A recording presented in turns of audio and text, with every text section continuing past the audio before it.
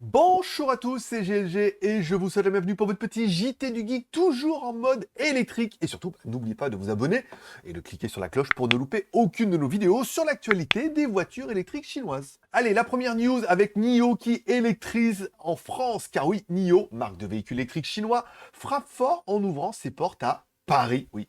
Nicolas Winslow devient le directeur général de NIO France, secondé, oui, par deux anciens managers de Tesla. Voilà, comme quoi ça débauche.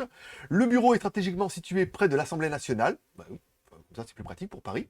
Voilà. En Europe, NIO a déjà livré 1548 voitures de janvier à septembre 2023. Le T7, le modèle le plus vendu, domine le marché allemand. En Chine, ils ont également livré 400 000 voitures.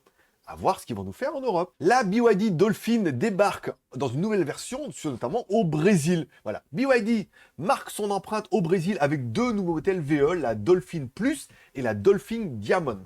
La Dolphin Plus coûte 179 800 monnaie locale, soit environ 30 000 euros, et une autonomie impressionnante de 490 km.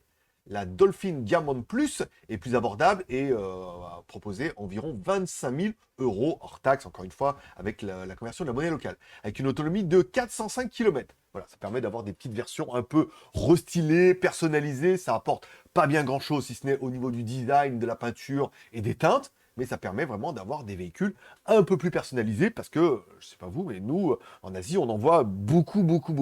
Donc les gens veulent se démarquer un petit peu. Voilà. BYD a déjà vendu plus de 5000 unités de la BYD Dolphin au Brésil et prévoit d'ouvrir 100 magasins d'ici la fin 2023. SWM Motor EDI propose un véhicule de luxe électrique hybride à 18 000 euros hors taxe, encore une fois, en Chine. SWM Motor dévoile son modèle premium EDI à seulement 139 900 RMB, soit environ 18 000 euros. Il offre un design robuste, un cockpit flottant bicolore, un moteur 1,5 litres, 1,5 litres, même pas turbo, produisant 75 kW, soit environ 100 chevaux, et un moteur d'entraînement de 105 kW, donc là, en électrique, avec une autonomie cumulée impressionnante de 1000 km. Voilà, c'est vraiment la bonne transition.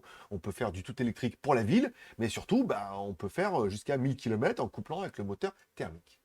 Puisque je sais que vous allez me poser la question, combien de kilomètres en full électrique? Bon, pas beaucoup, 46 km. Et encore, beaucoup, pas beaucoup, ça dépend ce que vous allez utiliser cette voiture, mais je trouve que 46 km, c'est pas mal. Ça peut suffire, encore une fois, en sachant qu'on a un moteur thermique au cas où. La petite question du jour, êtes-vous excité par l'arrivée de NIO en France? Merci de laisser un like ou un dislike en dessous de cette vidéo pour soutenir un petit peu l'aventure. Un petit commentaire pour dire ce que vous pensez par exemple de ces 3 news ou de l'arrivée de NIO en France. N'oubliez pas de vous abonner si ce n'est pas encore fait pour plus d'informations sur véhicules électriques et innovations automobiles chinoises. Consultez toutes nos vidéos sur JT Geek le blog, bien évidemment. Vous retrouverez les articles complets si vous voulez plus de détails sur jtgeek.com et un résumé des 3 news sur legeek.tv. Moi je donne rendez-vous demain pour votre prochain JT du Geek, toujours en mode, électrique.